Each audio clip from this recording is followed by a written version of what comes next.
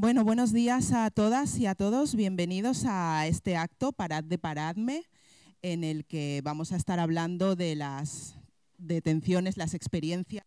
En el año en el que conmemoramos, que hace 25 años, se produjo la detención de Rosalind por este motivo. El policía que la detuvo le dijo... reconoció que la detenía porque era negra. Entonces, hoy vamos a estar conmemorando este 25 aniversario, igual que hace un par de semanas conmemorábamos también el 25 aniversario del asesinato de Lucrecia Pérez. Este año estamos conmemorando todos estos hechos que nos marcan bastante. A mí me parece muy interesante que hayáis decidido venir porque es un tema que no se visibiliza lo suficiente y que nos afecta mucho a todos como sociedad. Y bueno, empezaremos con una intervención de Rosalind, después tendremos a 5 personas, 5 jóvenes activistas que nos explicarán un poco su experiencia. Cerraremos el acto con una intervención de Slim Ben-Ashur y después ya abriremos el turno de preguntas y un poquito de debate. Así que, Rosalind, cuando quieras.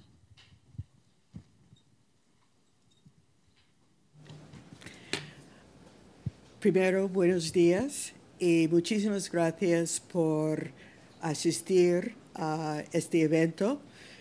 Lo que voy a hacer es un breve resumen para los que no saben o bien son demasiado jóvenes por haber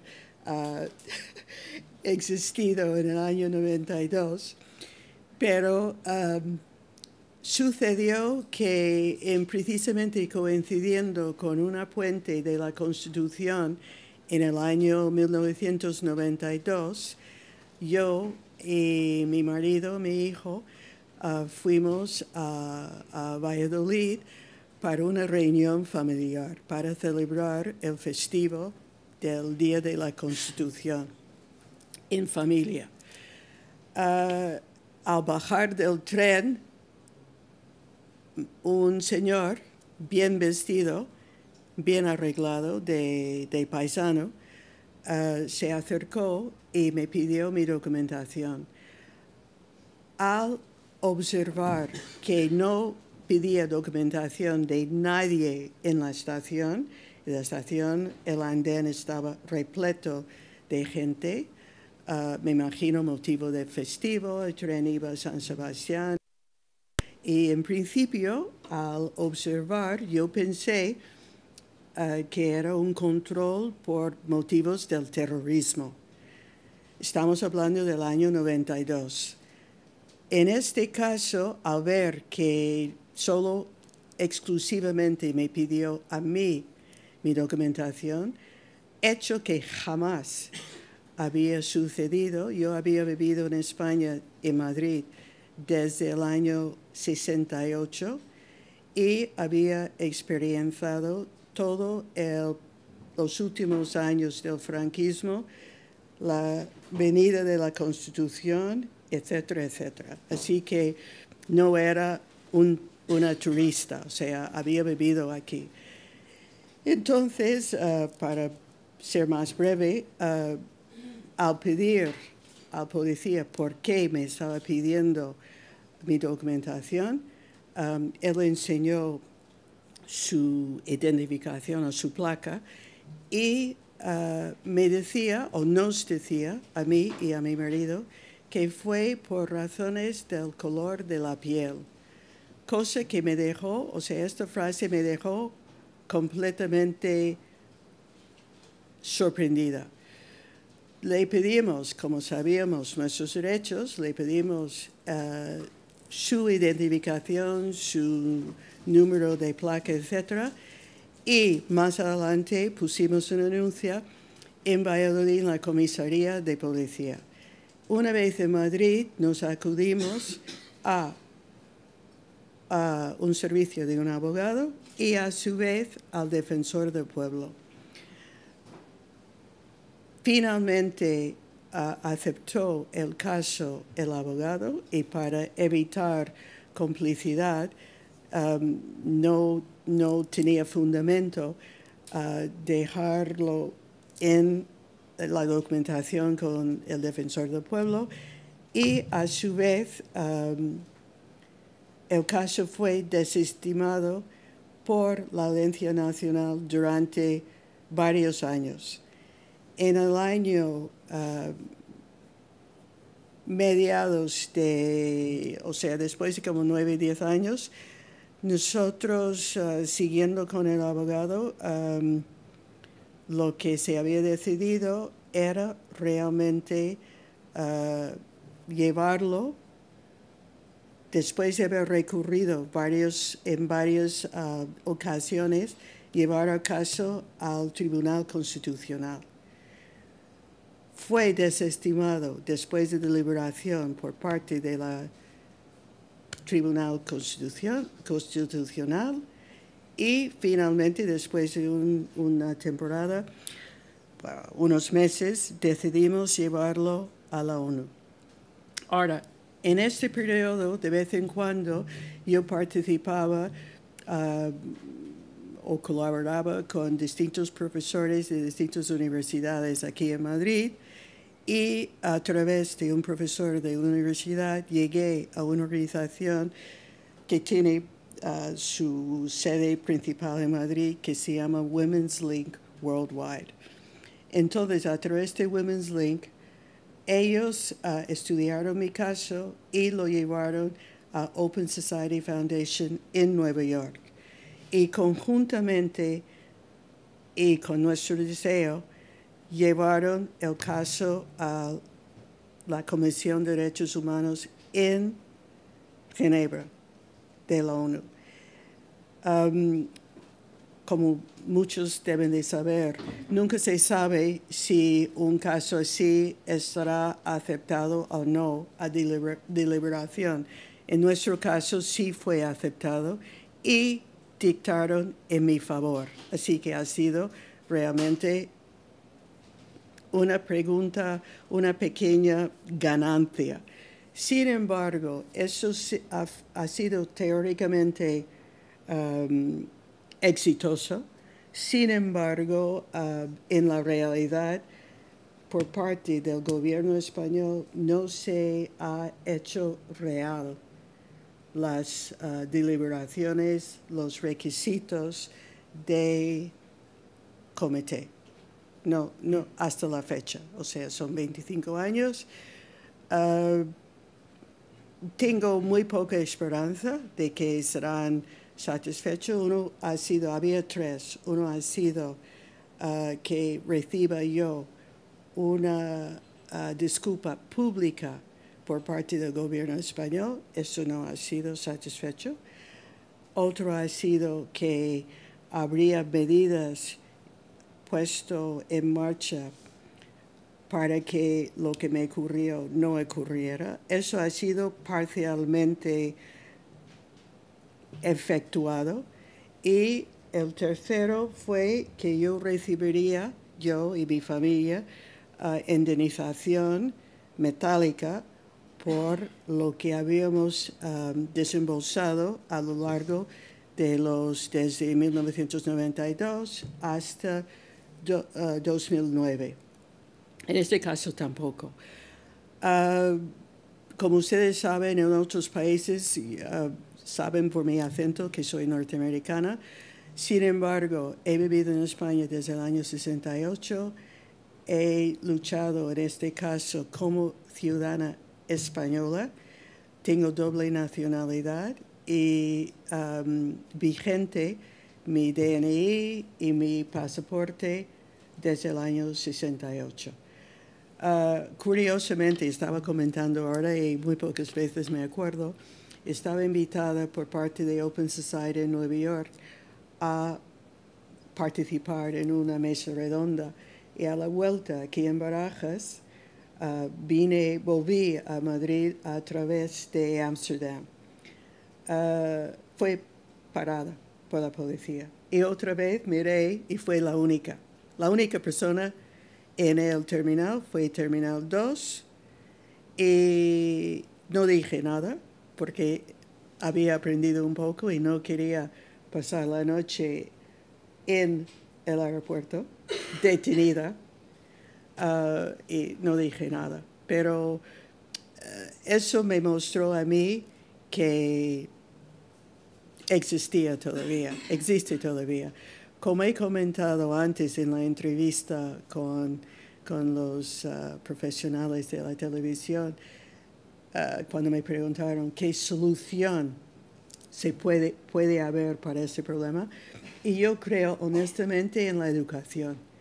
Yo creo que tiene que haber una pequeña actividad, asignatura, etcétera, a nivel de enseñanza, a partir del, no voy a decir parvularios, pero de los pocos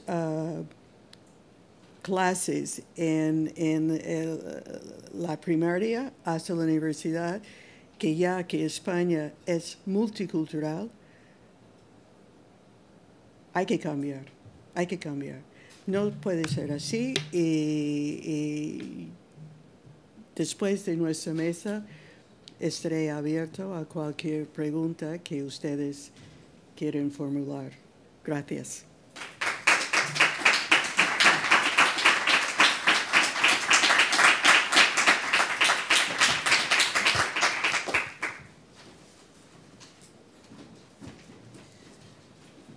Bueno, pues después de la intervención de Rosalind, voy a llamar a los participantes de la mesa que vayan subiendo y vayan tomando posición mientras yo les voy presentando.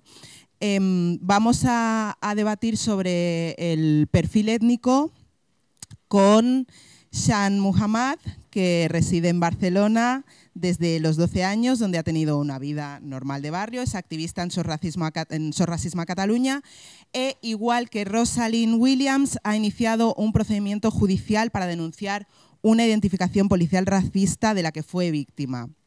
Identificación que el agente justificó diciendo: te pido la documentación porque eres negro y punto. Después de reclamar frente al Ministerio del Interior, la Audiencia Nacional desestimó su caso y no entró siquiera a valorar ninguna de las pruebas que se presentaron, dando automáticamente por buena la versión del Gobierno y de la policía, que, como es de esperar, no reconocieron el carácter sesgado de la identificación practicada. El Tribunal Constitucional inadmitió por una supuesta falta de trascendencia constitucional el recurso de amparo frente a la sentencia de la Audiencia Nacional y ahora mismo su caso se encuentra pendiente de resolución en el Tribunal Europeo de Derechos Humanos. También va a estar con nosotros Malik Gueye. Él en Senegal trabajaba como educador en un centro social en el barrio de Piquín. Aquí combina su trabajo con el activismo en la lucha contra el racismo social e institucional. Participa en numerosas experiencias colectivas como la creación del colectivo Mantero y Latero de Madrid y también ha participado en la Asociación Sin Papeles de Madrid, en la Red Apoyo Ferrocarril Clandestino y en la Villana de Vallecas. Diana Paredes Choquehuanca nació en Perú y llegó a Madrid con poco más de 4 años de edad.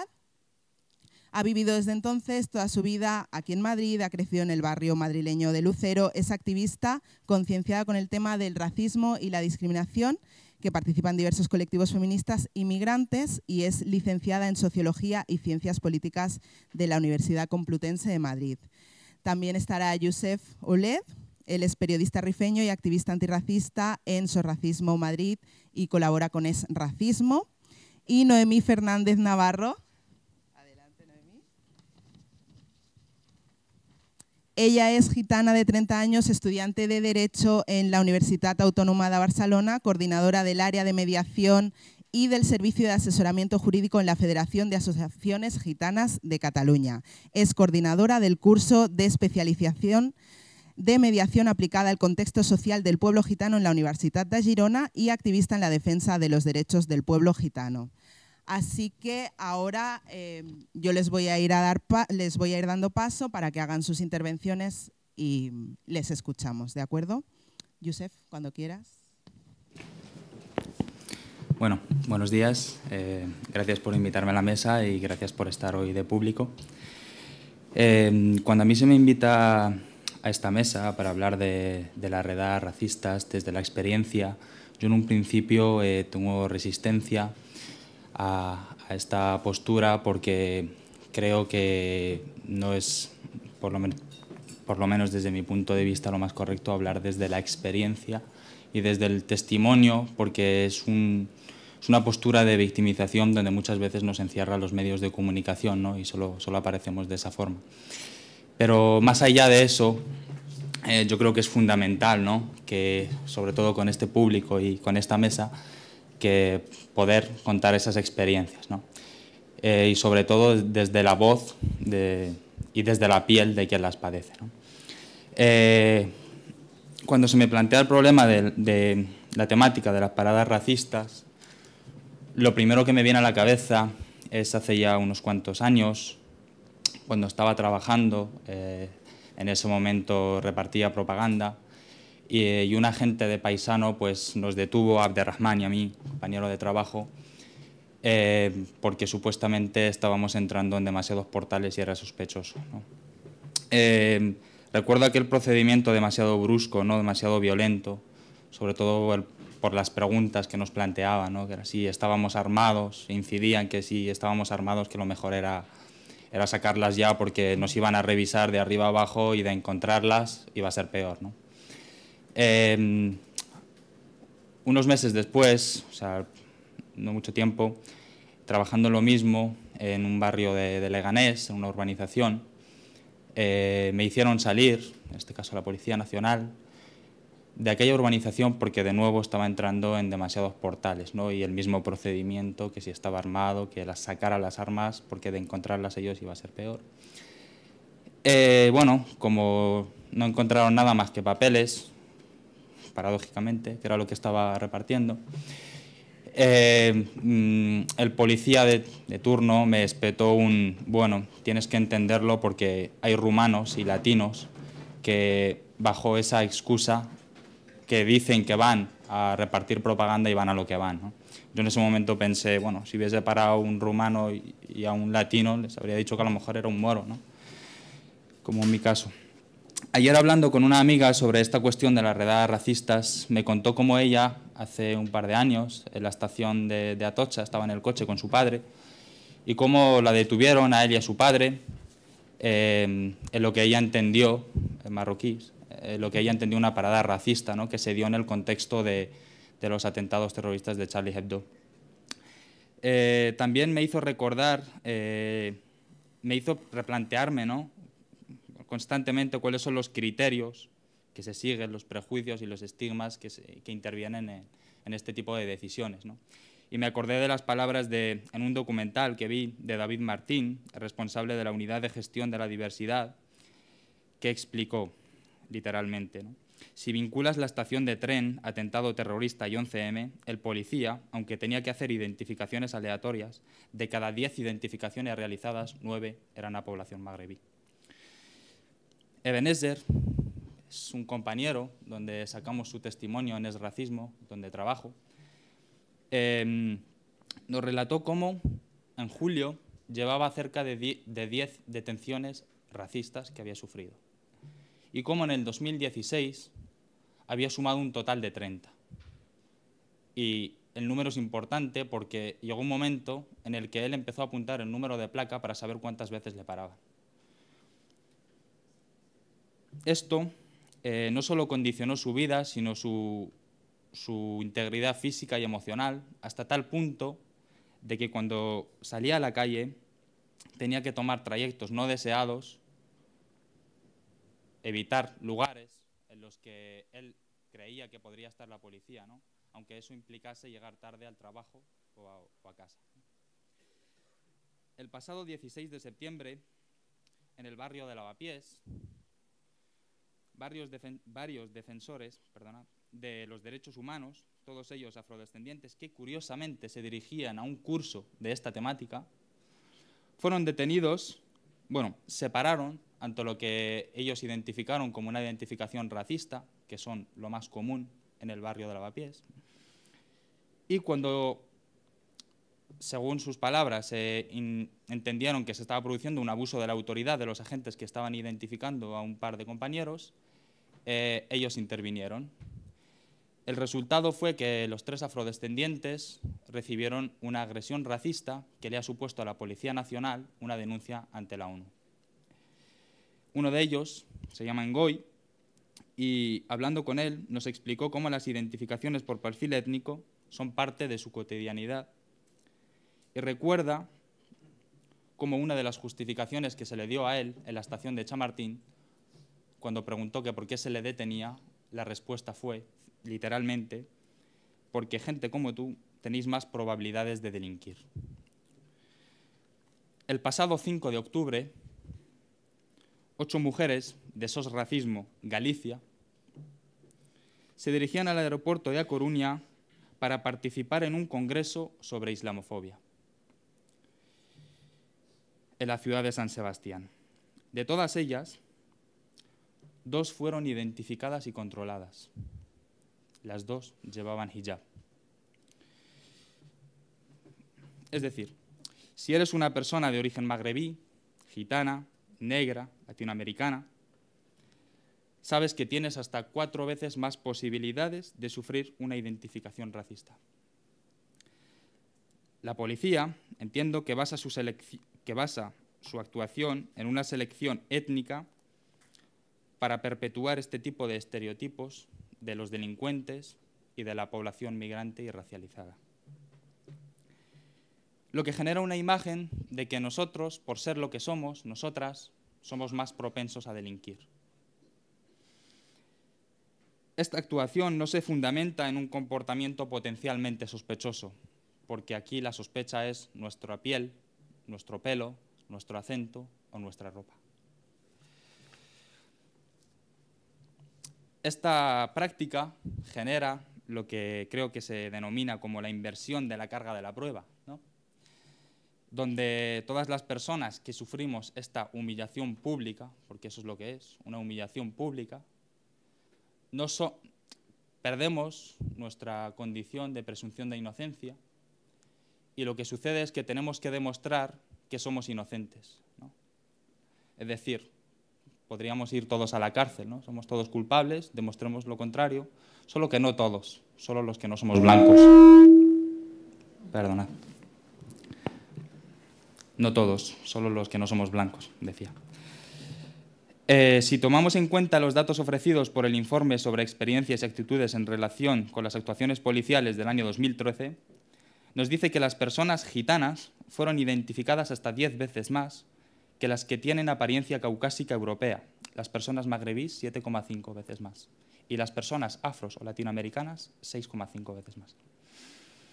Vemos cómo las propias instituciones no solo no nos tratan de forma justa, sino que generan nuestra desconfianza hacia ellas y hacia los cuerpos policiales y del Estado.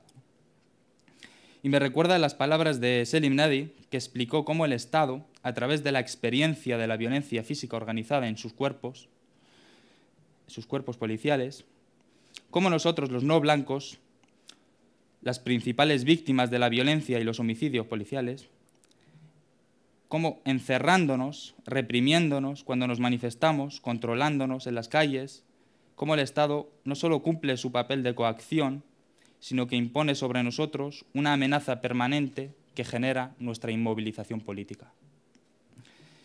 Pero esa no es la única razón, y ya voy terminando, porque no debemos olvidar que estas redadas racistas, es lo que son, no solo sirven para criminalizar y despolitizar, sino que son parte del procedimiento para encerrar y, en última instancia, expulsar. Sin la existencia de los centros de internamiento de extranjeros, quizá no habría redadas racistas. Hablar de las redadas por perfil étnico sin hablar de los CIES es como criticar la existencia de los CIES sin hablar de unas políticas migratorias de la Unión Europea que en los últimos 20 años han generado más de 6.000 muertos. Bueno, esto en el último año, perdonad, han generado más de 3.000 muertos en aguas del Mediterráneo, solo en el último año. Políticas en las cuales se incluyen las devoluciones en caliente que hemos visto hace 2 madrugadas ejecutadas por la Guardia Civil en la bahía de Ceuta. y que, por cierto, también han sido condenadas por el Tribunal Europeo de Derechos Humanos. Y acabo recordando que en esta Europa en la que siempre se enarbola la bandera de los derechos humanos, yo me pregunto que ¿para quién? Porque mientras exista un tratamiento diferencial dentro de las instituciones, mientras en pleno siglo XXI existan lugares donde se encierra al otro solo por ser otro, seguirá habiendo detenciones racistas y será el Estado quien tiene que demostrar lo que desde nuestras experiencias denunciamos y combatimos, que es el racismo estructural.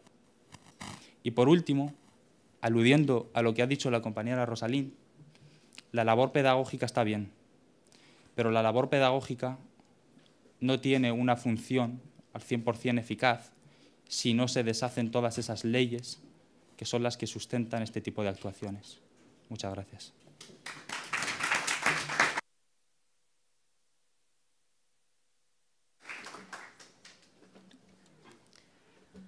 Hola, muchas gracias a todos por...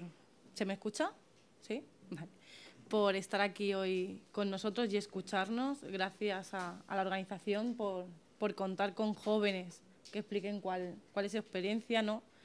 Y gracias sobre todo a Rosalind por estar aquí hoy y darnos ejemplos de lo que hay que hacer y de no cansarse, ¿no?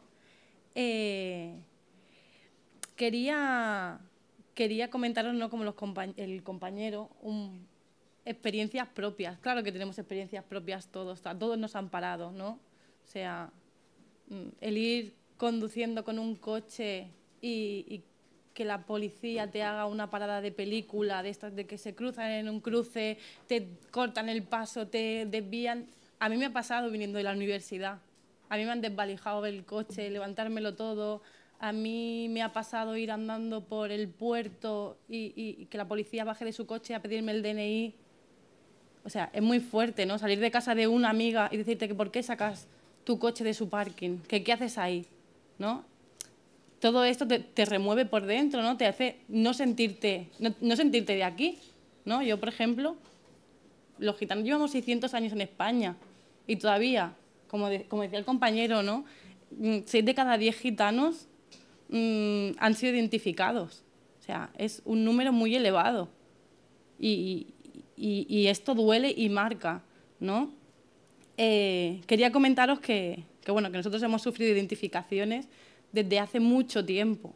Nosotros cuando llegamos a España, al principio todo estaba muy bien, éramos muy graciosos porque veníamos de fuera, ¿no? Teníamos muchos colores, música y animales, ¿no? Pero al poco tiempo, cuando ya dejamos de gustar, se empezaron a hacer muchas políticas en contra de nosotros, muchas leyes en contra del pueblo gitano, para que dejáramos de ser gitanos, para tenernos controlados, para saber dónde estábamos, para tener un registro nuestro, ¿no? Hasta el año 75 teníamos el famoso reglamento de la Guardia Civil, que obligaba a que todos los gitanos estuvieran inscritos en un registro. Mi padre estuvo inscrito en un registro. Mi madre, paya catalana que se casó con un gitano andaluz, en Andalucía, le obligaron a registrarse. Imaginaros la situación. En el año 75, un policía te pide una foto porque tiene que tener una foto tuya porque estás casada con un gitano, sin ser gitana y, ostras, esto pasa, esto nos pasaba antes y aunque en el 78, en teoría, ya no se podía hacer esto, se continúa haciendo de otras maneras, ¿no? Nos siguen identificando y duele porque no te acabas sintiendo de aquí, ¿no? O sea, es muy triste, ¿no? Porque estamos aquí, trabajamos aquí, nos formamos aquí, nuestros hijos son de aquí, nuestros compañeros son de aquí y duele que la policía, que tú estás pagando con tus impuestos, no te cuide, ¿no? Que en vez de cuidarte tengas que tener miedo y que, como decía el compañero, en vez de volver a casa por la noche por un camino, vas a volver por otro camino porque te da miedo de que te paren, ¿no? Y bueno, antes de venir aquí, estuve mirando algunos datos, ¿no? Como decía el compañero, datos del 2013, 6 de cada 10 gitanos han sido identificados en la calle, ¿no? Por encima de los gitanos están los compañeros africanos, que son un 68%, ¿no? Pero es que un 37% ¿no? Son identificados en vehículos, ¿no? Cuando a ti te paran con el coche, te dices, bueno, es aleatorio, están parando a todo el mundo. Ostras, no, después de o sea, somos los que más los que más se paran somos los gitanos por ir conduciendo. Es muy bestia, ¿no? El hecho de que te paren. Y ya no es que te paren en un control, porque a mí en un control no me han parado nunca. Y me han parado con el coche más de 4 o 5 veces en la vida. Y es muy triste que te paren en el coche y estés con otras personas gitanas en el coche o estés solo y cómo te tratan, ver cómo te tratan, el decirte, ¿dónde vas? Ábreme el maletero, ¿qué tienes ahí? ¿Esa carpeta de qué es? ¿Dónde estudias? ¿Qué estás haciendo? Y que te paren con personas que no son gitanas y que te traten muy bien, muy, muy bien. De decirte, perdona, tienes una luz fundida, tienes las luces largas puestas. Digo, pues mira, lo siento, no, le habré dado sin querer. Tranquila, tranquila, no pasa nada, continúa, se quita de aquí. O sea, es muy bestia ver todo esto. Y parece que sean, ¿no? A los que no les pase, parece que sean cosas puntuales. Pero es que en mi casa somos 7 hermanos y nos han parado a todos. A todos. A mi padre también. Mi hermano ha llegado a desmantelarle el coche 4 veces en un día. La policía. Y esto te frustra, ¿no? Y luego dices, ¿para qué intento yo esforzarme en tener una vida normal, en trabajar, en estudiar, en relacionarme con la gente, si luego me va a pasar esto constantemente? Voy a llegar tarde al trabajo, ¿no? Y luego me dice, uy, es que los gitanos siempre llegan tarde, ¿no? En nuestro caso, por ejemplo. O es que se duermen, o es que no quieren. No, ostras, nosotros sí que queremos hacer eso, pero duele, ¿no? Y te hace sentir mal. También mirando los datos, ¿no? Las veces que habían parado a las personas en los 2 últimos años, ¿no? Las personas que les habían parado una vez en los 2 últimos años de todos los gitanos entrevistados eran un 20%. 2 veces en los 2 últimos años un 18%.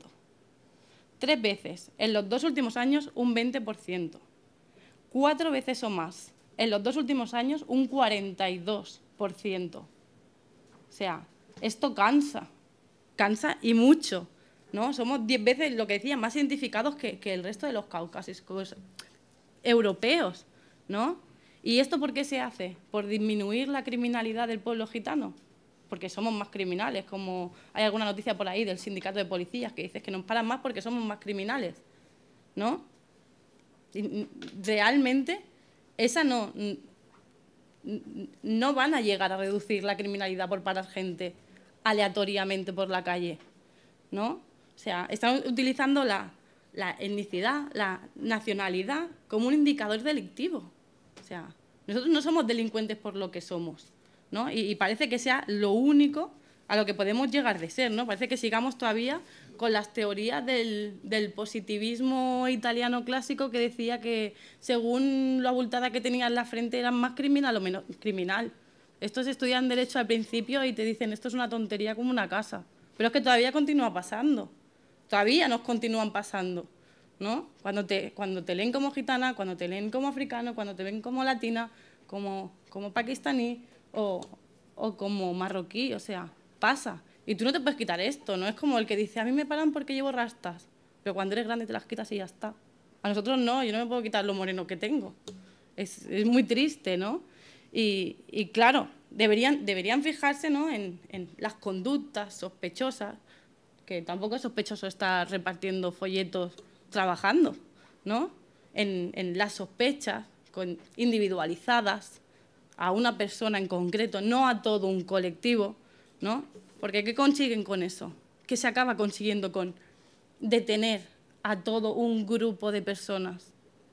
Pues se acaba que no confiamos en la policía, que yo no quiero ir a denunciar a la policía porque me van a poner trabas, porque no se fían de mí, porque me hablan mal, porque me tratan como si no supiera nada, como si fuera una ignorante, porque te acaba creando una sensación de injusticia, de que ¿para qué está hecho esto? ¿Para qué voy a denunciar? ¿Para qué? Si como decía Rosalind, ¿no? Ella llevaba desde el 91 y invirtiendo mucho. Parece que todo esto sea una pérdida de tiempo, ¿no? Es como cuando vas a un sitio, que también nos pasa mucho, vas a una discoteca y no te dejan entrar por lo que sea, que no es por lo que sea, es por lo que eres, ¿no? ¿Para qué voy a perder yo el tiempo denunciando cuando yo lo que quería era divertirme?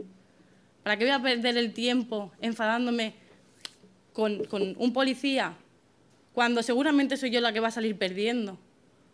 ¿Para qué, no? Porque luego, total, el juez que vaya a ver esto seguramente ni tiene conocimiento sobre el pueblo gitano, ni tiene conocimiento sobre la realidad, ni sobre lo que nos pasa, ¿no? ¿Qué se gana con esto también, no? Se gana el que la gente, o sea, nosotros hemos hecho un estudio en un barrio de Barcelona, San Adrián, en La Mina, ¿no? Y que hablaba de cómo se sentía la gente del barrio. Lleguemos a la conclusión que la gente no salía del barrio porque no se sentía segura fuera. Porque fuera de ese barrio muy ghettificado, donde hay muchos gitanos, mucha población que venía de las barracas de las playas de Barcelona, o sea, les miraban mal, les paraban constantemente, y eso que consigue, que esa gente no salga del barrio. Que esos niños no vayan a estudiar fuera del barrio, un barrio donde hay una educación que es muy triste, que no te permite seguir estudiando. ¿Y cómo acaban estas personas? ¿Haciendo un mundo laboral totalmente tranquilos como cualquier otro? No, acaban con trabajos muy precarios, con mucha necesidad, y todo por tonterías como que al salir de su barrio se sientan mal porque les paran, porque les miran mal y por todo esto. Yo quiero hacer un llamamiento a los cuerpos de seguridad y decirles que lo que se consigue con esto es que rompamos la relación, que de hecho tenemos que estar juntos. Vosotros tenéis que defendernos a nosotros y nosotros también tenemos que colaborar con vosotros en lo que sea necesario. Y con esto solo logramos eso, ¿no? Y bueno, que decir finalmente ya acabo que nos vayamos, intentemos, ¿no?, que cuando alguien denuncie porque le pase esto, que no se vaya con la idea de que el que pierde soy yo. Porque nosotros solo queremos un mundo mejor para el resto de gente que viene detrás nuestro. Gracias.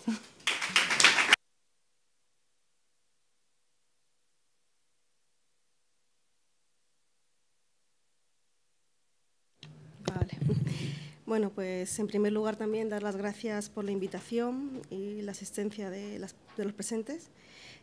Bueno, yo soy Diana Paredes, nací en Perú y llegué con 4 años, poco antes de los 5 años, aquí a Madrid. Me fue suficiente experimentar en mi primer año de colegio y que un niño pequeño me dijera que no le tocara porque le iba a manchar, para saber pues, que esas experiencias sería algo habitual en toda mi vida. Desde entonces os puedo decir que me han pedido los papeles en diferentes ocasiones, en diferentes años y en diferentes lugares. Y también he perdido la cuenta en las que alguna conversación molesta pues, se cerraba con un si esto no te gusta, pues vete a tu país, marcha de tu país. Me han pedido los papeles, por ejemplo, en la salida del metro, en lugares de transbordo y escaleras mecánicas dentro del metro, en la estación de autobuses, en discotecas, dentro del coche, estando estacionada con un compañero, también latinoamericano, que nos pidieron los papeles, o incluso regresando con mi madre a casa mientras sacábamos al perro, que evidentemente pues, no tenía papeles en ese momento. Y así también como las he vivido, os puedo contar que las he visto que se hacían a otras personas, trabajadores y trabajadoras vecinas de mi barrio, al llegar de trabajar sobre las 7, 8, en locutorios, otras veces mientras caminaban en mitad de la calle, e incluso también en los portales mismos de su casa, sin ni siquiera darles tiempo pues, a abrir la puerta, ¿no?, del portal. Estas prácticas y experiencias, lo comentábamos antes de subir aquí a la mesa, podrían quedarse en simples anécdotas, si no fuera, ¿no?, porque justifican y a la vez se retroalimentan de políticas racistas y discriminatorias que criminalizan a la población inmigrante y repercuten de manera dañina, ¿no?, en la vida de las personas que las padecemos. Según datos, ¿no?, del propio gobierno del 2013, los extranjeros, las personas migrantes, representábamos más de la mitad de identificaciones en España. Y el hecho de no ser blanco, lo decía antes también el compañero, y tener aspecto, en mi caso, ¿no?, latino, multiplicaba hasta por 6,5 veces, ¿no?, el hecho de que seamos identificados e identificadas. El racismo desde las instituciones existe, señoras y señores, y por mucho que queramos no verlo o mirar por otro lado, va a seguir existiendo. Esto hace que se genere también casi un temor en muchas personas migrantes que buscan estrategias para evitar estas redadas racistas. También se comentaba antes, evitar, por ejemplo, ciertas estaciones de metro, evitar salir a ciertas horas y especialmente las mujeres con hijos e hijas, pues que temen una detención o una separación. Recuerdo especialmente una vez en la que tomaba el metro de mi barrio, en Lucero, donde he crecido, y cogíamos el mismo tren con un chico. Nos bajamos casualmente, ¿no?, en la misma parada, en Alonso Martínez, y mientras subíamos dirección de la salida, nos pidieron los documentos. Estaba la policía ahí. A él lo detuvieron, supongo que para llevarlo a un CIE, muy probablemente. Y pues yo, al ver la situación, lo único que se me ocurrió fue detenerme a su lado y pedirle rápidamente en una agenda que me anotara, que intentara anotarme su nombre, su teléfono, lo que sea, ¿no? Para, no sé, yo ya luego buscaría la manera de denunciar el caso o comunicarlo, ¿no?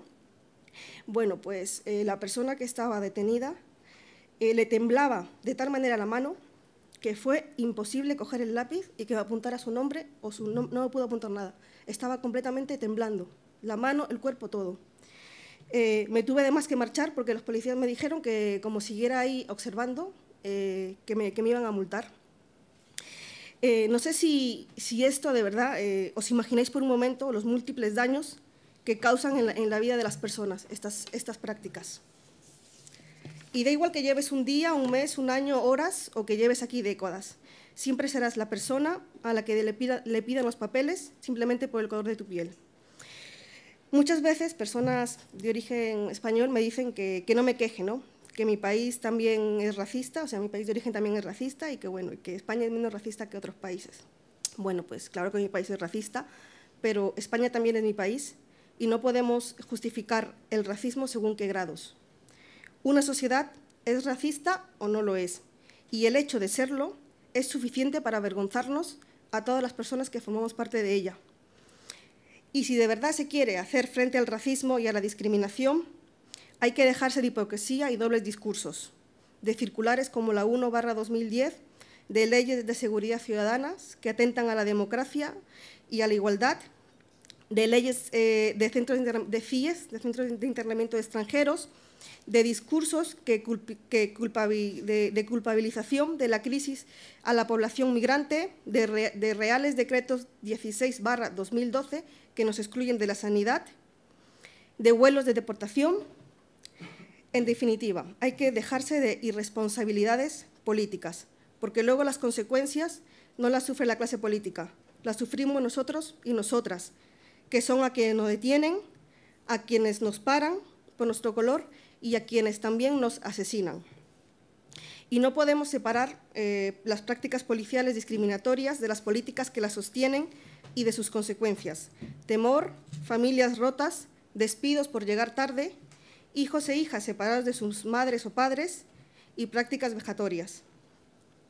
Y creo que esto es importante que lo digamos desde las propias voces de personas migrantes, porque somos las perjudicadas de todo este racismo institucional, social, político, estructural, porque no somos ciudadanas de segunda, porque hemos sabido también salir adelante en la adversidad y porque también desde la convivencia aportamos todo lo mejor que tenemos y todo lo mejor que podemos dar. Muchas gracias.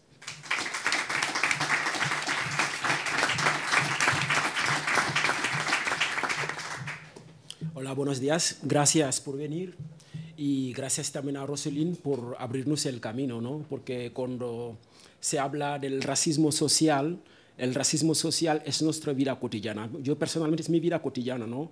Porque es algo que vivo todos los días. Ahora mismo salgo de aquí y entro en un supermercado, verá cómo me va a seguir el segurata que está ahí. O que cuando saco un billete de 20 euros para pagar a la cajera o el cajero, mira cómo lo mira así, como soy negro, pues la forma que me trata, ¿no? Es mi vida cotidiana. ¿no? Y muchas gracias por abrirnos el camino. Yo me llamo Malik, estoy en el colectivo de manteros de Madrid, ¿no? Yo me he dedicado 7 años a vender en la calle. Ahora no, pero que sigo en el colectivo con mis compañeros que siguen vendiendo en la calle, ¿no? Cuando hablamos de los manteros, siempre yo me hago la pregunta, ¿por qué hay manteros, no? Pues, ¿por qué hay manteros? Normalmente la gente cuando migran intentan como buscar una vida pues, más digna, ¿no? Por esto que migran, si no, se quedan a su país. Y migran por buscar una vida más digna y normalmente cuando llegan en España, lo que pasa es que encuentran barreras. ¿Cuál barreras? Por ejemplo, la ley de extranjería. La ley de extranjería es una ley que te dice que tú no tienes derecho, ¿no? Que tú no puedes trabajar ni integrarse en la sociedad. Es la ley extranjera que te dice esto. Y si la persona llega y no tienes otra opción, se dedica a la venta ambulante para sobrevivir, pero no es que le gusta vender. Por ejemplo, la mayoría de los manteros que están en Madrid, hay un 94% que son senegaleses y la 95% más o menos son senegaleses. Por ejemplo, 90% nunca han vendido nada antes de emigrar. Era gente que tenía su oficio, que eran educadores, mecánicos, o lo que sea, ¿no? La ley de extranjería te condena a la clandestinidad. No te permite participar en el mercado laboral ni tener derecho. Además, el racismo social excluye muchas personas negras en el mercado laboral. Y el colectivo manteros tienen varios problemas. Primero, no tienen derechos, porque la mayoría no tienen papeles. Y aquí si no tienes papeles, no tienes derecho. Y la policía comete abusos y agresiones racistas continuamente con el colectivo manteros. Son muy visibles porque son negros, ¿no? Porque ves 20 tíos negros poniendo unas mantas, les ves desde lejos, yo creo que son muy visibles. Pero en la realidad eres muy invisible en la sociedad, porque tú no puedes votar, ni trabajar, ni accediendo a derechos. En definitiva, tú no puedes participar en iguales de condiciones en la sociedad, que no te queda más remedio que buscar una alternativa para vender. Voy a explicar un poco la situación, por ejemplo, de los manteros en Madrid, ¿no? Los primeros senegaleses que llegaron aquí en Madrid empezaron a vender como se van en un rincón a poner algo para vender. Estamos hablando en el año 1984. Luego, en 1999, cuando llegaron, en esta época ni les alquilaban casas, porque como eran negros, pues nadie les alquilaba casas en Madrid, y que en 1999 empezaron a vivir en la Plaza Mandela, el hotel que está ahí del Baobab, ahí donde ha vivido los primeros senegaleses. Eran un grupo de 5 o 6 senegaleses. Y lo que hacían en este momento, pues se levantaban, iban a comprar bolsas en Fuenlabrada y iban a venderlo en Puerta del Sol, más o menos. Eran los primeros vendedores ambulantes en 1999 que se ponían como más gente, ¿no? Y que, por ejemplo, desde ahí hasta ahora, por ejemplo, estoy contando esos últimos 3 años, desde que ha habido un cambio del gobierno en Madrid, del gobierno de ahora Madrid, la situación es mucho peor. ¿Por qué? Porque hay más persecución y más acoso policial ahora mismo. También es curioso, ¿no?, que un gobierno como que tenía lema combatir la desigualdad social, ¿sabes?, y que no ha hecho nada para solucionar las agresiones policiales. Al contrario, lo que han hecho es apoyar el plan policial que se ha sacado y dar vara libre para criminalizar el colectivo mantero. Es lo que se hace, porque es más fácil criminalizar el pobre que criminalizar el rico, ¿no? Que en Puerta del Sol hay una tienda de Apple muy grande, que le tenéis ahí enorme, y Apple está condenado por la Unión Europea por invadir impuestos, ¿no? Bueno, como son ricos, pues no pasa nada, ¿no? Que pueden invadir impuestos y es más fácil, pues, criminalizar la pobreza, ¿no? Y muchas veces estas detenciones que sufre el colectivo mantero implican a procesos de expulsiones, pérdidas de papeles, ingresos en los CIES, lo que explicaba antes mi compañero Youssef. Y estos mismos CIES, hay veces, es curioso que la última concentración que ha habido en el centro de internamiento había gente del Ayuntamiento de Madrid, que estaban ahí concentrándose para cerrar los CIEs. Digo, pero que no se dan cuenta que muchos de los gente manteros que han estado en CIE han estado porque la policía del ayuntamiento les ha detenido para llevarles el CIE. Yo personalmente, mi hermano, cuando lo llevaron en el CIE, lo detuvo la policía municipal por vender a la calle y lo llevaron en el CIE, ¿sabes? Que el CIE empieza desde ahí, no es que llegan y les encerran en los CIE, ¿no? Y con el colectivo mantero se ha tenido muchísimas conversaciones con el Ayuntamiento de Madrid para denunciar la situación y también se ha llevado unas denuncias en el registro civil en defensa del pueblo para 14 agresiones policiales que ha habido a nuestros compañeros y tampoco se ha hecho algo, ¿no? El Ayuntamiento lo que ha hecho, pues ha hecho el oído sordo, porque en realidad es que les importa un pepino los manteros. Yo creo que esto es la realidad. Les importa un pepino. Y ahora mismo, como se está a la moda, se está hablando como ahora mismo, que se ha filtrado en las noticias que la policía municipal insultaba y amenazaba a la alcaldesa, ahora ya un poco ha salido a la luz algunas actuaciones de la policía. Pero a nuestros compañeros, cuando les hemos roto las piernas, cuando les hemos roto sus brazos, tampoco se ha hecho nada. Y esto es donde ha pasado, por ejemplo, el señor Barbero.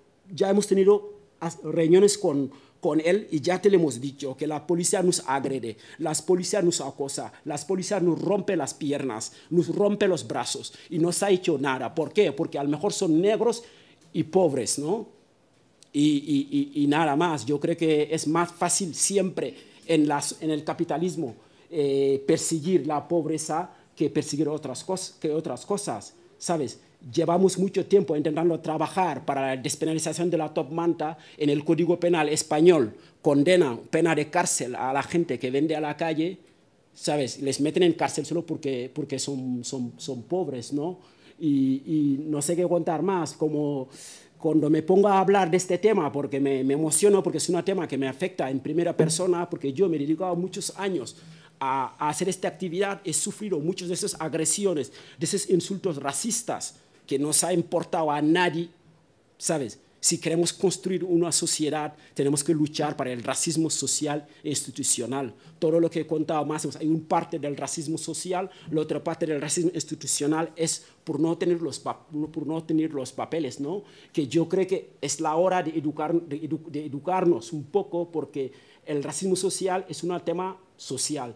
Tenemos que educar a la gente, tenemos que formar a la gente. Yo, por ejemplo, que trabajo con niños, hay veces estoy con los niños, me hacen unos comentarios, siempre me planteo que mal vamos, ¿sabes? Un niño de 3 años, 4 años, me dice algunas cosas, es que no es culpa del niño, es culpa de la sociedad, ¿sabes? Ya como estamos un poco hartos del racismo social e institucional y ya tampoco queremos hablar por hablar, hay que buscar soluciones. Las soluciones hay. Si queremos vivir en una sociedad mejor, tenemos que luchar contra el racismo social. Muchas gracias. Ya he terminado.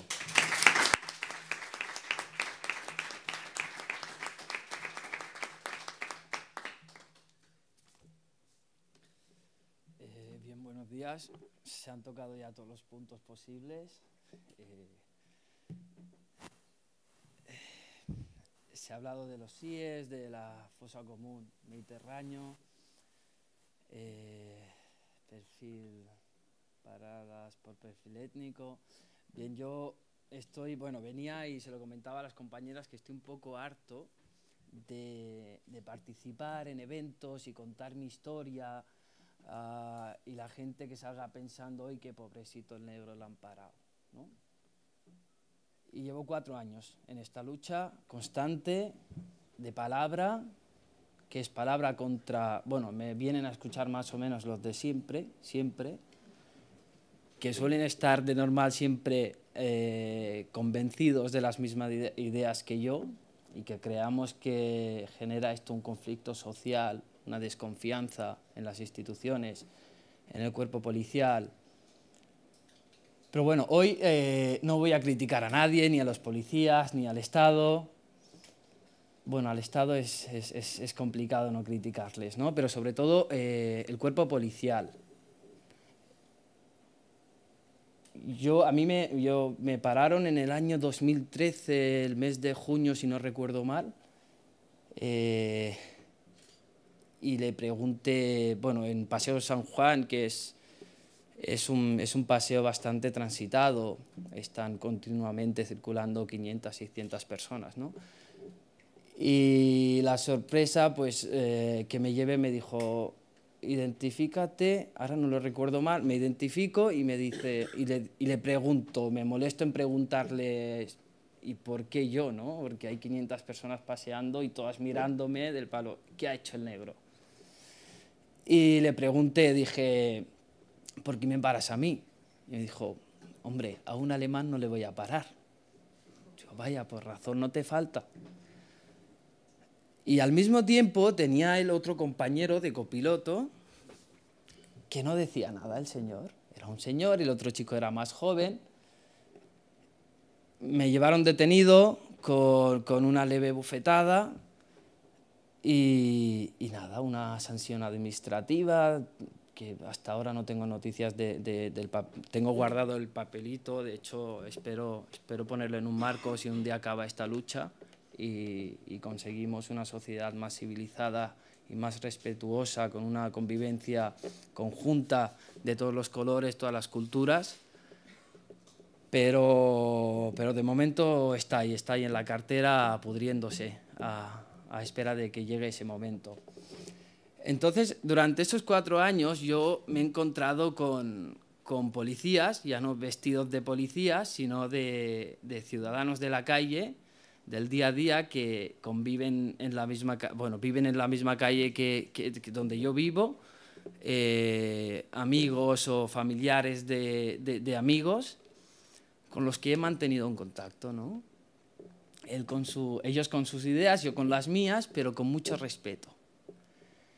Y al tener un contacto directo he comprobado de que la convivencia, o sea, el agente de la calle, el policía que está día a día en los coches obedeciendo órdenes que los podría obedecer de otra manera, también son comportamientos personales que influyen, ¿no? en identificaciones, pero he comprobado que es pura ignorancia y miedo a lo desconocido.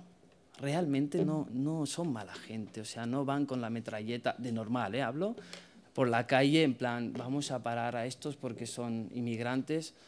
Me imagino que porque traen virtudes y convicciones desde su infancia, que las viven en casa, porque otra cosa no sé, pero España, racista no sé, pero somos un país muy ignorante y tenemos mucho miedo a lo desconocido, mucho.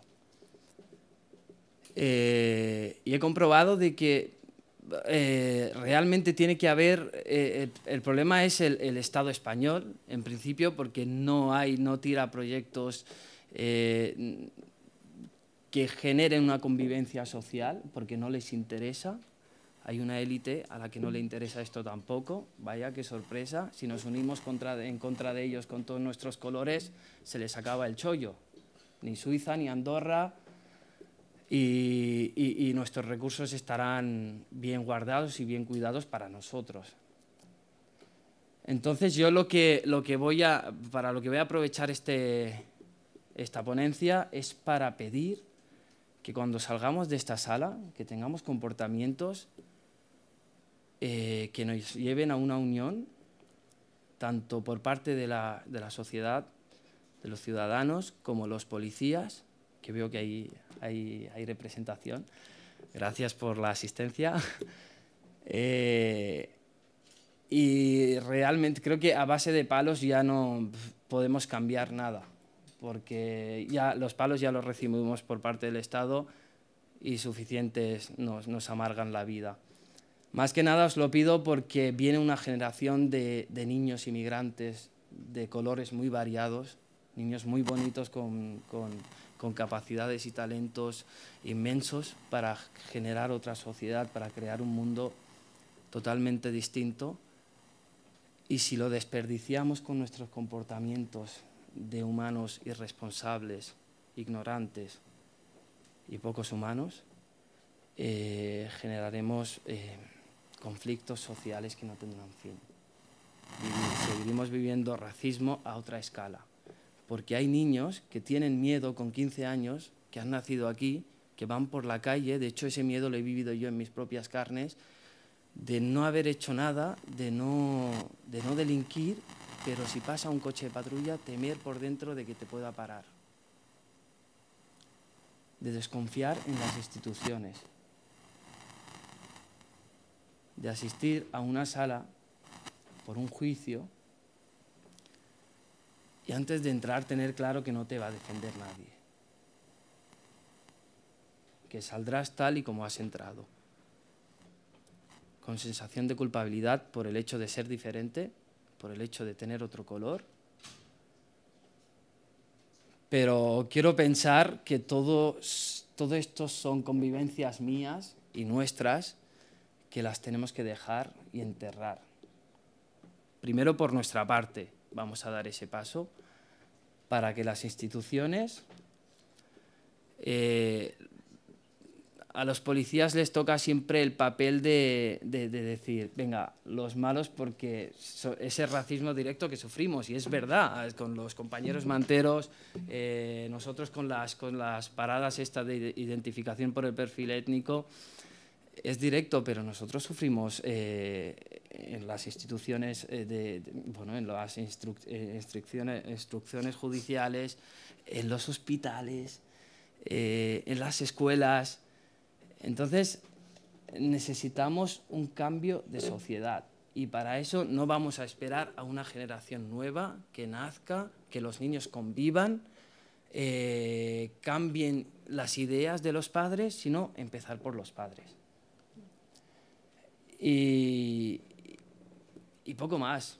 Es que ya estoy, como lo he dicho antes, estoy bastante cansado de dar palos, de llevar el caso a los tribunales y creo que no, y siempre, de hecho, cuando se organizó el perfil, cuando nos inspiramos en tu caso, yo no creía en este proceso, ¿no? De hecho, están presentes aquí las compañeras de Sorracismo, la Cristina, que vino a decir, no, tú esto lo tienes que hacer. No lo veía porque dije, es que vamos a estar dando palos de ciego contra las instituciones racistas, clasistas, contra una élite a la que no le interesa, pero es que lo sabemos. Y yo les dije, mi lucha está en la calle, nuestra lucha está en la calle, nosotros lo que vamos a hacer es unirnos entre todos y cambiar estas instituciones o que dejen de existir. Pero espero y deseo que si por algo pueda servir y tenga que servir estos eventos y estas experiencias tan gratas de coincidir con gente que venga dispuesta a escucharnos y a cambiar este mundo, que nos demos un poquito de prisa, que se nos está haciendo muy tarde, que el mundo se va a la mierda. Ya está. Gracias.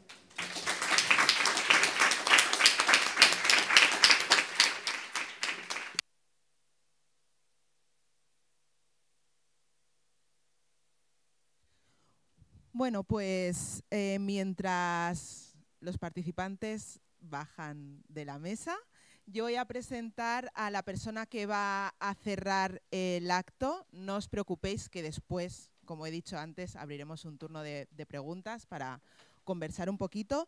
Y ahora, para cerrar el acto, tendremos en la mesa a Slim Benashur. Él es uno de los abogados que participaron en el litigio estratégico contra el uso de perfiles étnicos por parte de la policía francesa, que culminó con una sentencia de la Corte de Casación en la que se condenaba al Estado por discriminar a los denunciantes. El caso se inició por la denuncia de 13 jóvenes negros o con rasgos magrebíes, quienes aseguraban haber sido parados por la policía a causa de su apariencia física. Después de un largo periplo judicial y de que en primera instancia se desestimaran las demandas de los denunciantes, la Corte de Casación francesa admitió que, ante los indicios presentados por los denunciantes y en cumplimiento de los estándares europeos, tenía que oponer la inversión de la carga de la prueba y que, dada la imposibilidad del Estado de demostrar que no había discriminado, había que dar la razón a las víctimas. Así que adelante, Slim. Gracias. Buenos días a todos. Soy muy feliz de estar aquí con ustedes. La organización me dio 5 minutos, entonces para mí sobre este tema es muy difícil, entonces pongo la alarma.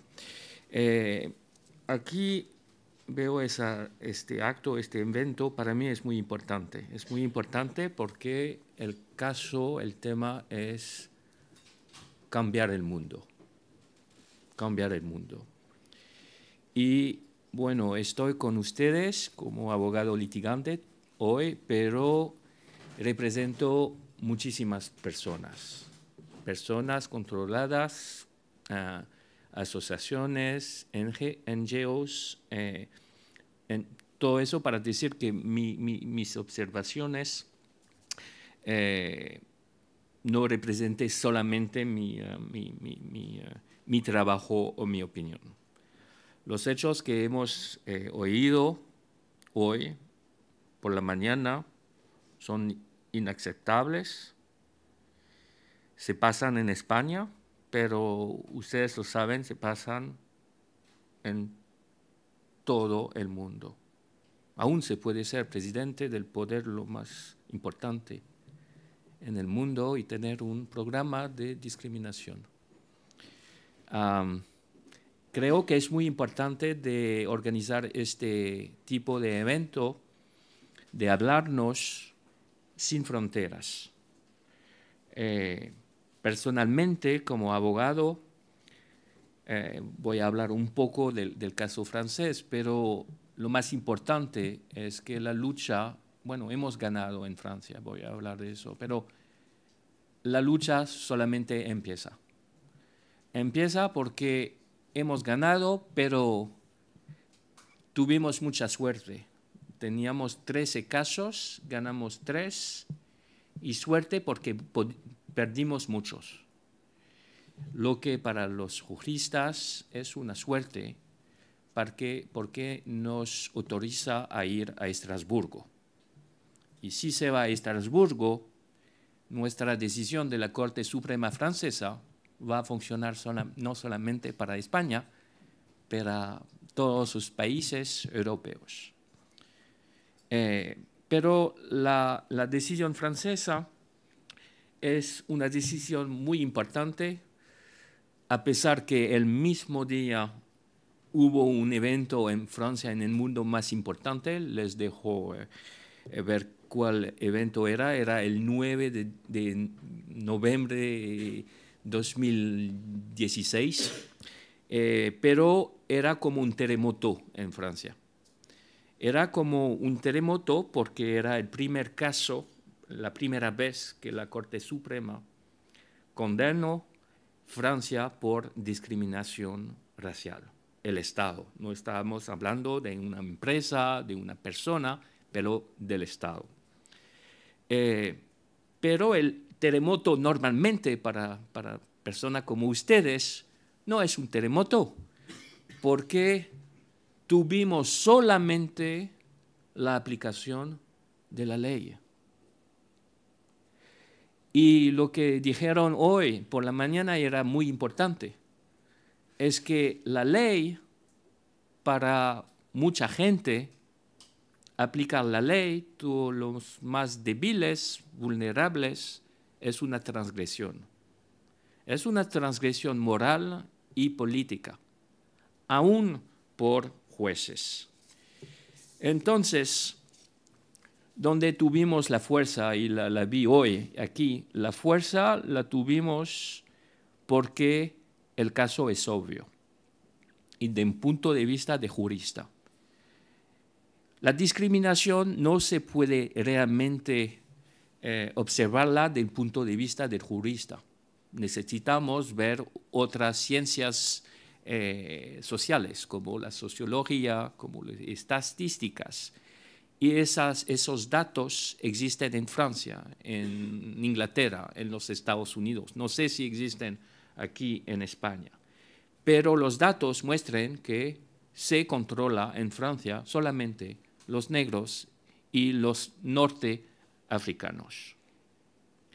Eso la Corte Suprema dijo que era ilegal, que era injusto, pero sabemos, gracias a las otras ciencias, que es contraproductivo, peligroso y súper costoso para la comunidad nacional.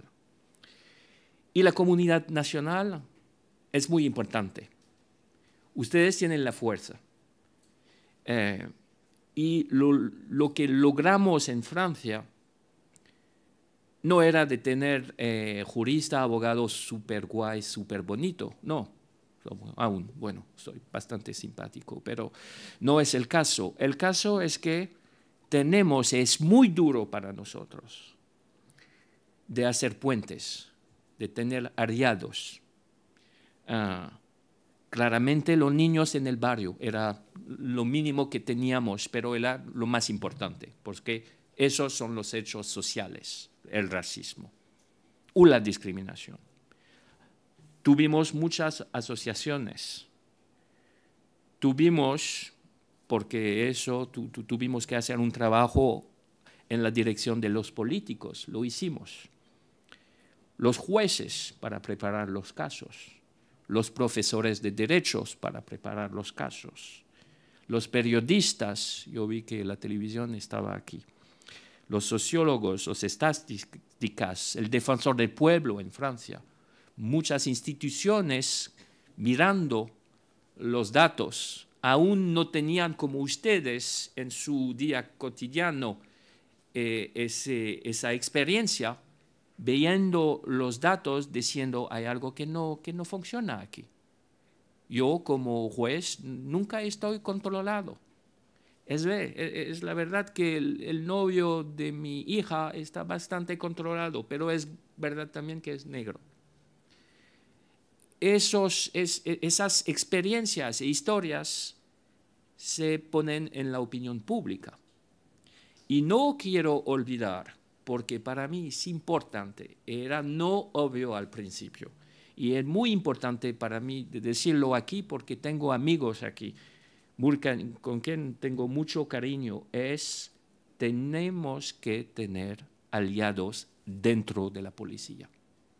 Porque eso no va a solucionarse si no tenemos aliados, personas que cuidan, que entienden los problemas. Y de veras lo veo en los Estados Unidos, lo veo sobre todo en Inglaterra y también aquí en Madrid y en España. Ustedes pueden tener, si no lo tienen ahora, aliados. Realmente, y eso puede ser una grande diferencia. No voy a hacer 5 minutos, ya de 7. Solamente para mí una cosa que es muy importante. Los datos en Londres, Nueva York y salen en Francia muestran que al mejor 5% de las paradas salen algo. En Francia, dentro del 5% de infracciones, que sea chocolate o un cuchillo, en Francia sabemos que el control crea también la infracción, porque y ustedes lo saben, cuando se hace parar, muchas veces en un día se va a decir bate y ya tenemos una infracción. En Francia no sabemos cuántas paradas tenemos el año, pero los diputados hablaron de 14 millones de control por un año. Hacemos los cuentos. 5% dan unas pequeñitas cosas sobre 14 millones de controles. Quiere decir que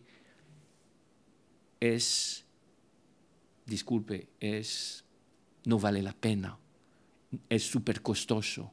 Y no voy a hablar de la dignidad, porque ustedes hablaron de eso. Yo quiero decir que para la colectividad es súper tonto.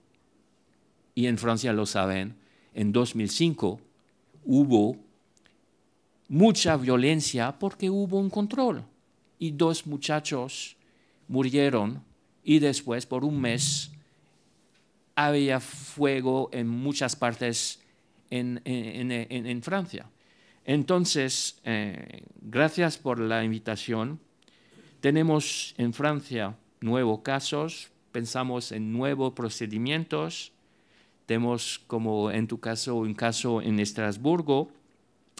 Realmente la lucha empieza con todos y necesitamos la fuerza de todos sin fronteras. Muchísimas gracias a todos.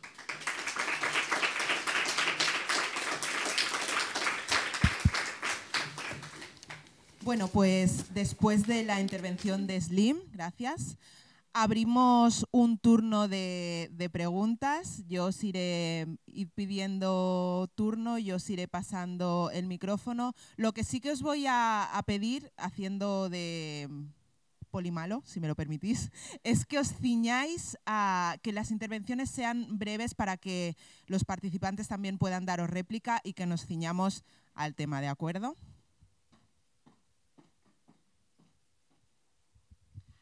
Hola, buenos días. Mi nombre es Javier Barbero y por alusiones, como es lógico, quiero comentar algo y que le agradezco a Malik con los comentarios que ha hecho y porque además creo mucho en la posibilidad de encuentro y de diálogo frente a las cosas. Yo soy concejal de seguridad del Ayuntamiento de Madrid. Yo hay una cosa que odio profundamente y son las generalizaciones. El decir que los negros son potenciales agresores, que los gitanos seguro que nos van a robar, me parece que no es de recibo y todos en esta sala estamos absolutamente de acuerdo. Claro, cuando escuchas la misma generalización en torno a la policía, pues probablemente podemos reflexionar si tiene sentido caer en lo mismo que estamos criticando. Es cierto que los lugares son distintos, sin duda alguna. Quiero deciros, en torno a algunas de las cosas que se han comentado, que los datos no son tan ajustados como se han dicho. Ha habido menos en el tema de los manteros en estos 2 últimos años, ha habido menos ¿cómo se llama? Ha habido menos detenciones, ha habido menos requisar material, lo cual no significa ni que me gusta ni que sea adecuado. Lo que estoy diciendo es que no ha aumentado. Esos son los datos que a mí me da policía. Pero quiero también decir una cosa. Claro que tenemos policías que hacen mal las cosas. Ayer mismo, desde el Ayuntamiento de Madrid, se toma una decisión muy concreta de que 3 señores identificados que aparecían en el WhatsApp han sido suspendidos en sus funciones, se les ha retirado el arma, no pueden entrar en dependencias policiales y se ha abierto un expediente disciplinario. Obviamente hemos sido prudentes y contundentes. Prudentes porque hemos tenido que identificar realmente a esas personas y desde luego no nos va a temblar la mano, ¿de acuerdo? Ahora bien, también creo que tenemos que poner en valor lo que los compañeros de la mesa nos han dicho, que es tender puentes. Hoy están compañeros de la Unidad de Gestión de la Diversidad de Policía Municipal que lo que llevan desde su creación en febrero, en marzo de este año, es ir tendiendo puentes a distintos colectivos, porque como bien se nos ha dicho, no sé si era Yusef o era el compañero de al lado, él decía que en la medida en que hay rostros concretos que pueden dialogar, podemos llegar a acuerdos. Desde luego, tenemos complejidad en este tipo de cuestiones y no las vamos a solventar ni la violencia estructural, ni el racismo estructural, ni el racismo social en 4 días. Pero desde las instituciones necesitamos que las organizaciones sociales nos sigáis dando caña, nos sigáis recordando cuando no hacemos las cosas para ver entre todos cómo podemos gestionar mejor el salir hacia adelante en función de valores concretos. Yo quiero que haya muchos Maliks poniéndonos delante, un espejo también, de cosas que no hacemos bien. Pero quiero que también seamos lo suficientemente justos con la gente que está intentando tender puentes, como puede ser nuestra gente de la Unidad de Gestión de la Diversidad. Y quiero decir otra cosa en torno a las agresiones que sí que ha habido por parte de algunos policías municipales. Hemos atendido todas las peticiones y las vamos a seguir atendiendo y tendremos todos los engranajes para poder intentar sancionarlo, pero a veces tenemos una dificultad muy importante, y es que, como es lógico y lo entendemos, hay muchos compañeros que han sido agredidos que no se atreven cuando llega el momento de tener que hablar y dar su nombre, etcétera, porque tienen miedo a represalias. Entonces, ahí tenemos una dificultad concreta y entre todos tenemos que buscar el modo y manera de que pueda llegarse al quien tiene que instruir esto para que a esa gente que no está haciendo bien las cosas se le pueda sancionar y apartar, como hemos hecho ayer por la tarde, ¿de acuerdo? Pero hay que darle vueltas, porque yo puedo entender perfectamente de que en situaciones de vulnerabilidad te sientes muy inseguro de cara a poder dar tus propios datos, de cara a formalizar una denuncia o una acusación. Tenemos que ir viendo entre todos cómo ir haciéndolo. Me he enrollado un poco, disculpad, pero me parecía también, porque creo que las instituciones tenemos que dar la cara. ¿Alguna monja? ¿Alguien quiere darle la réplica? Si no, le paso la palabra a monja. Vale. Breve, porfa.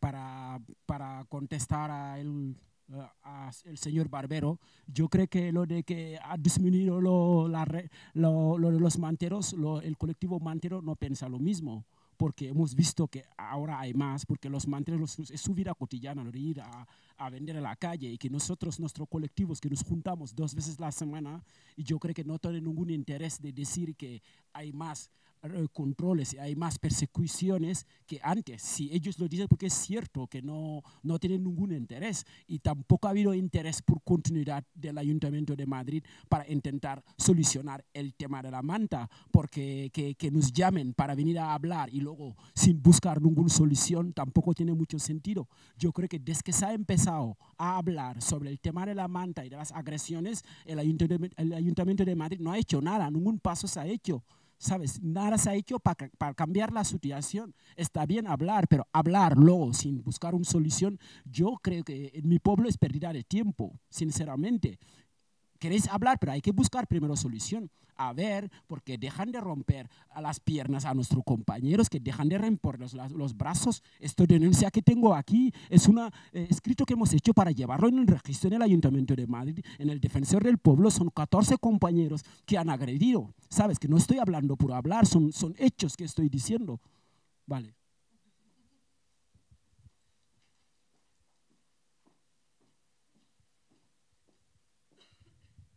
Buenos días. Yo tengo una pequeña reflexión y luego una pregunta dirigida a las dos compañeras. La primera reflexión, que sí que me choca mucho cuando caemos en el discurso de not all policías, como cuando se habla del not all men o algo así, porque bueno, cuando se trata del poder que ejercen precisamente las estructuras de poder, creo que es distinto y que no son situaciones comparables a cuando se hacen esas críticas hacia la población negra, gitana, mora o lo que sea, cuando se hacen a la policía. Por ejemplo, nos paran, ya estemos en Valencia, estemos en Madrid, estemos en Sevilla o estemos en Huesca, nos paran las mismas estructuras de poder del mismo modo. Y una pregunta hacia las compañeras Diana y a Noemí. Un poco me gustaría saber cómo el eje de género afecta también en esto, en el tema de las paradas racistas, y un poco cómo se manifiesta desde su experiencia o desde lo que han podido conocer.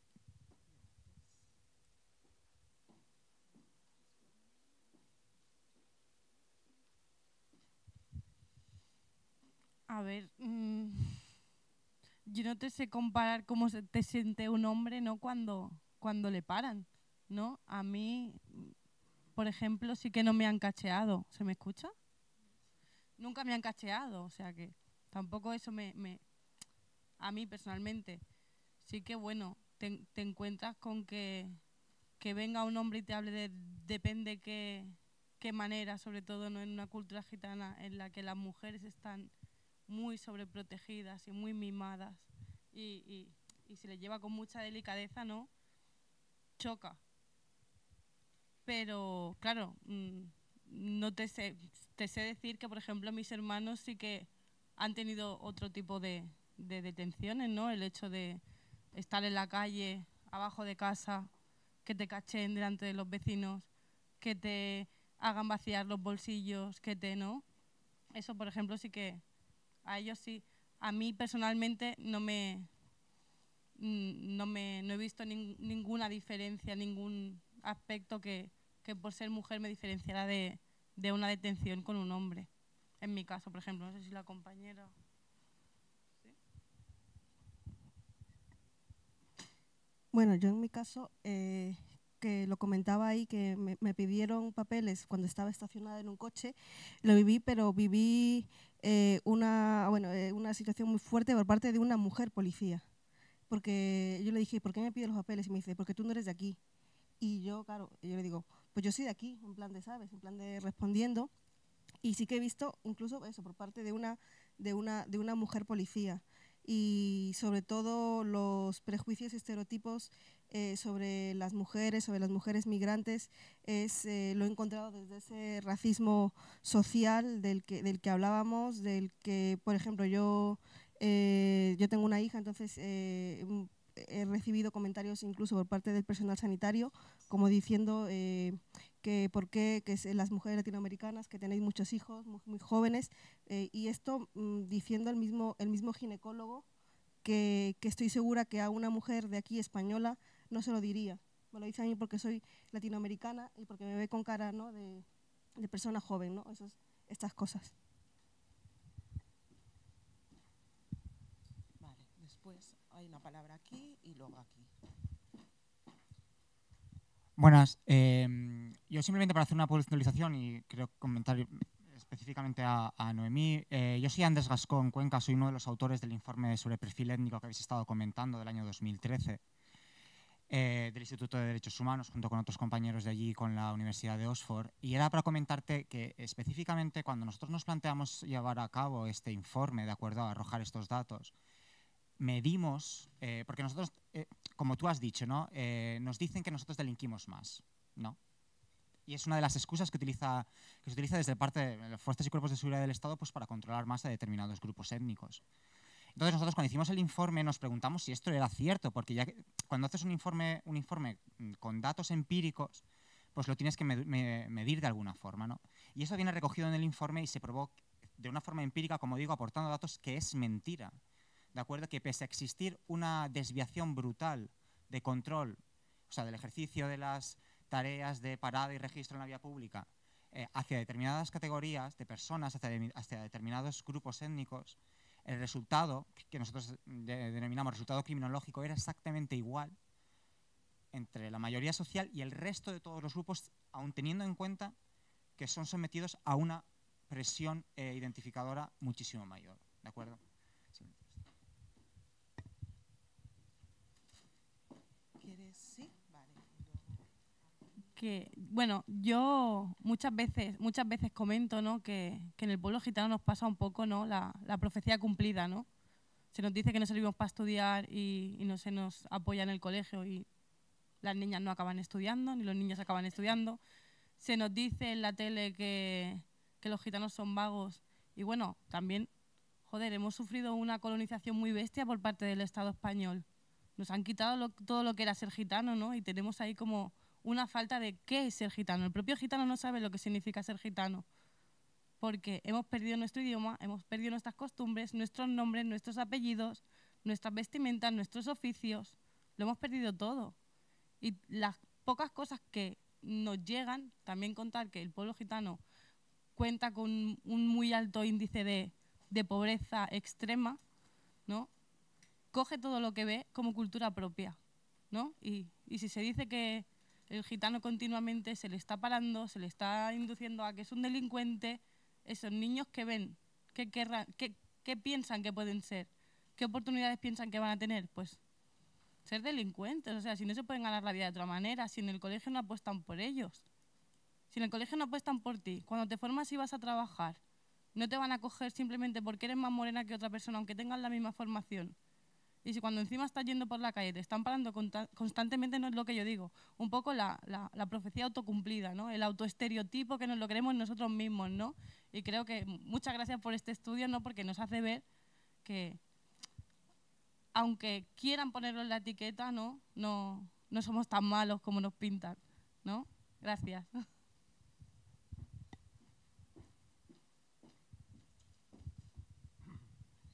Buenos días. Yo soy el marido de Rosalind y he llegado un poco tarde.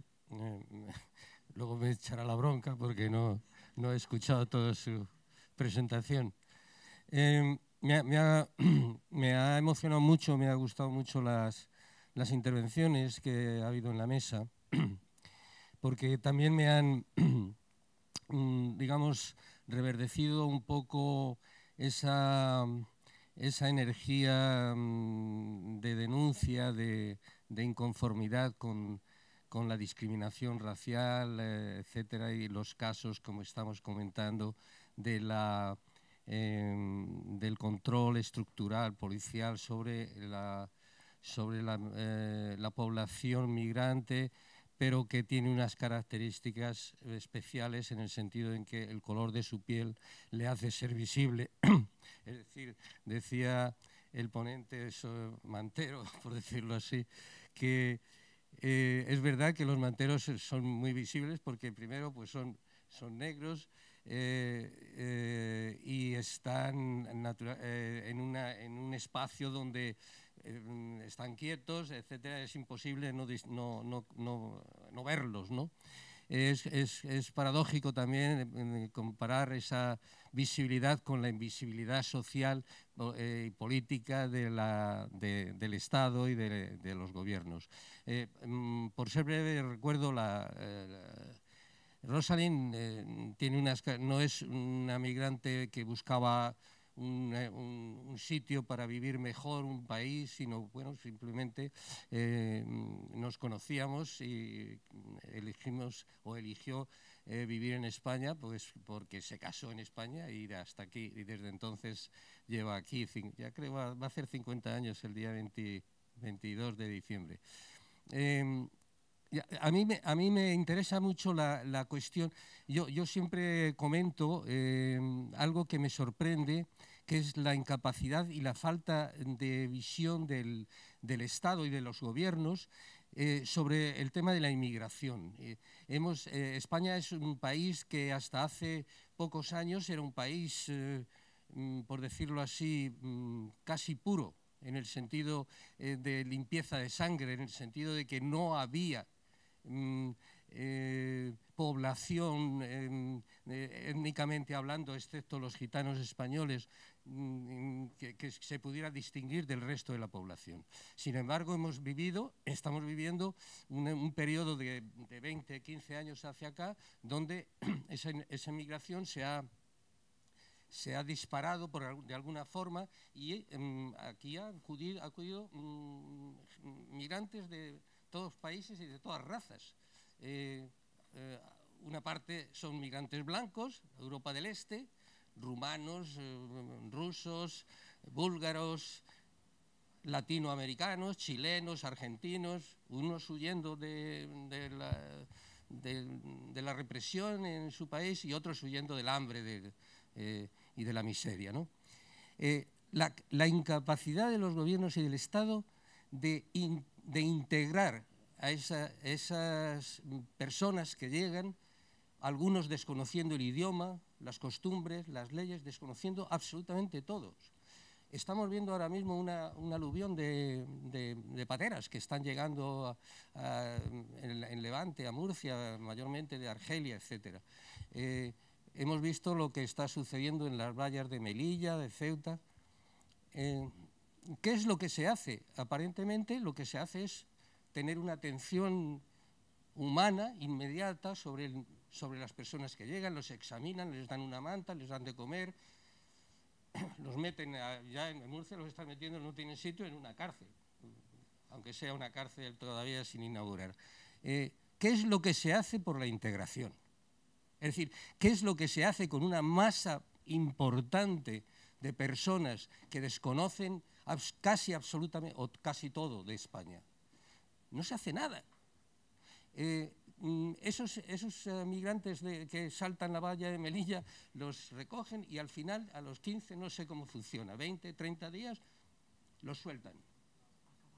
¿Dónde van?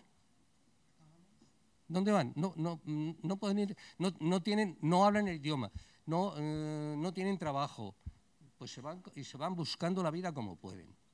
Y había que luchar por una cuestión muy importante, que es que el Estado cree unas estructuras de integración para que la gente que llega pueda naturalmente tener una vivienda, aprender el idioma, conocer las costumbres y las leyes del país para integrarse, no marginarse.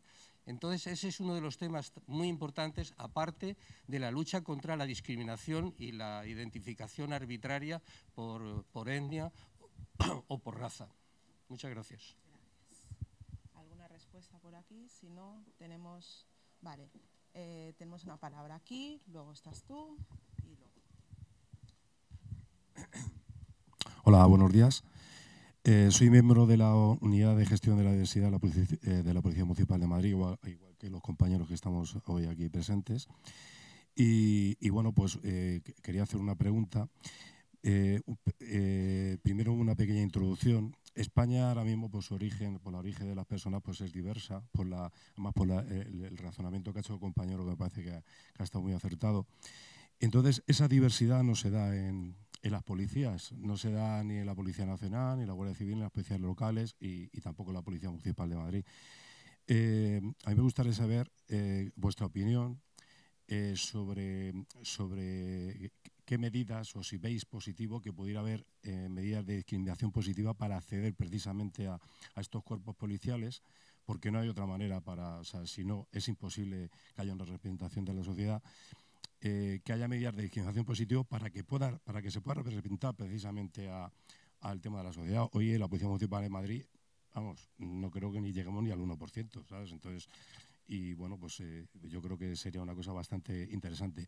Y me gustaría saber también, a la vez, qué medidas toman, por ejemplo, en Francia para aplicar un poco esta diversidad, porque allí sí vemos que la policía se ve que pues representa más, por lo menos, que aquí en España a la sociedad en general. Gracias. Bueno, paso el micro para que respondan y me dicen que desafortunadamente ya no tenemos más tiempo. Así que respuestas breves. Bueno, de forma muy breve, yo sí estoy de acuerdo de que hay una subrepresentación absoluta de la población migrante racializada, ya no solo la policía, ¿no?, sino los medios de comunicación, en cualquier otro espacio. Pero yo no sé hasta qué punto, estoy seguro de que un policía que actúa desde una subjetividad totalmente distinta, ¿no?, a una persona blanca, pues va a tener un tratamiento diferencial, ¿no? Pero yo no sé hasta qué punto una persona desde su actitud, un policía desde su actitud personal, puede no ejecutar una identificación racial cuando es algo que está sistematizado. Es decir, a mí yo creo que me pararía igualmente un policía marroquí, independientemente de que seamos paisanos, porque lo haría con un trato diferente, posiblemente, o no tiene por qué, pero él está respondiendo a una normativa y a unas instituciones y a una directiva y a un ordenamiento que va más allá de él, de su color de piel o de su lugar de nacimiento, ¿no? Entonces la representatividad está bien, pero a lo mejor lo que hay que hacer es un cambio de paradigma que es lo que crea al final ese racismo estructural, ¿no? Yo creo que sería interesante escuchar a Slim para que pueda responder al compañero sobre cómo se está haciendo en Francia y ya tendríamos que terminar. Gracias. Gracias por la pregunta, porque nunca en mi vida, y hace 8 años, bueno, gracias por la cuestión que diste a la persona de la sociedad civil, porque lo que vi ahorita nunca lo vi en 9 años en Francia. Una policía en un acto así, porque refusen, no quieren estar con ustedes. Y entonces, lo que hiciste nunca lo vi.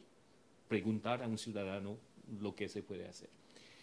Y es el vínculo con la respuesta que me haces, es que si hacemos derecho, si hacemos litigation, casos, es porque no hay diálogo. Es para mí, porque también soy un militante, pero tengo hoy mi casquete de abogado. Lo que hago como abogado litigante, que me alegro mucho, es un fracaso democrático, que es que tenemos que ir ante el juez para cambiar las cosas. Y este acto casi no es imposible. Hablar con una policía en Francia tiene que ser off, porque a causa de la estructura de la policía en Francia, de los sindicatos, yo tengo solamente relación individual y confidencial con policía.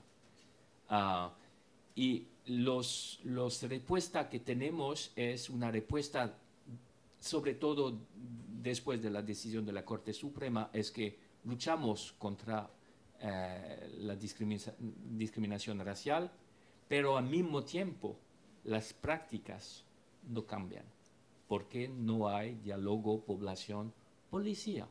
Pero eso es un grande, y es el grande problema de la relación población-policía en Francia, es que la policía en Francia es muy diferente que aquí, es súper centralizado, hay solamente una policía y una gendarmerie, pero el jefe está en París, es el jefe de todos, de miles de personas.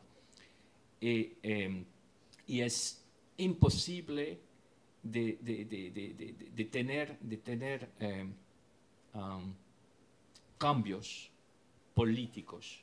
Es imposible. Es porque es un fracaso democrático, pero como abogado soy muy feliz, tenemos que ir a ver al juez. Es la grande diferencia.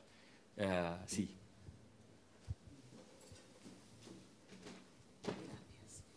Bueno, lo lamento, pero yo soy una mandá al final, ¿eh? Me dicen que tenemos que terminar ya. Os agradezco muchísimo la asistencia, ojalá hubiese más tiempo para hacer más preguntas porque esto da para mucho. Y pues lo dicho, en nombre de las entidades que organizan el evento, muchísimas gracias por venir. Antes de terminar, le voy a pedir a Rosalind que se levante un momentito porque tenemos un detallito contigo, tal y como han dicho en la mesa, por ser un ejemplo de lucha. Queremos hacerte entrega de este ramo de 25 claveles por los 25 años de tu denuncia. Muchísimas gracias. Hay una notita, si quieres que te aguante.